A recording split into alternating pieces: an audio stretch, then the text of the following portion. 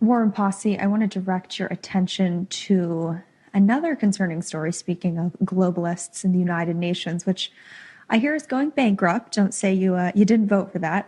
I know we've officially drawn out of the World Health Organization, but I think COVID lets us all know that even if we draw out of that, it actually doesn't really matter because pathogens, viruses, organically, naturally created, or gain of function, lab created, they don't understand borders.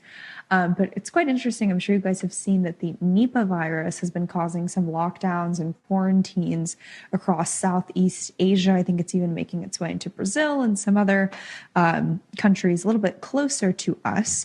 But what is so interesting about this outbreak is actually that on my Substack, if you want to pull up the article, it's nataliegwinters.substack.com. I encourage you to read this one. It's quite mind-blowing.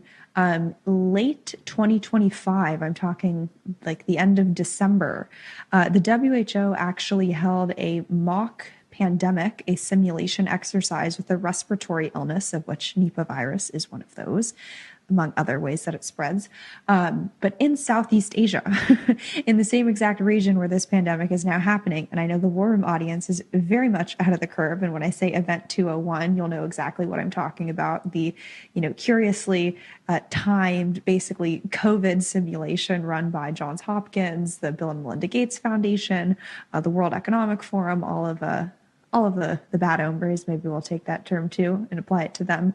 But happened, like I said, just before a COVID-19 pandemic emerged. And now this is called the crystal simulation. Maybe they have a crystal ball and they can see into the future. But like I said, happened in late December. And now we are seeing a eerily and strikingly similar, potential pandemic sort of break out in that same region that they were doing that. The WHO actually captioned the description of the exercise as the next pandemic is coming. Very definitive. I don't like that verb tense when used by the WHO, and if the word pandemic is anywhere near that sentence.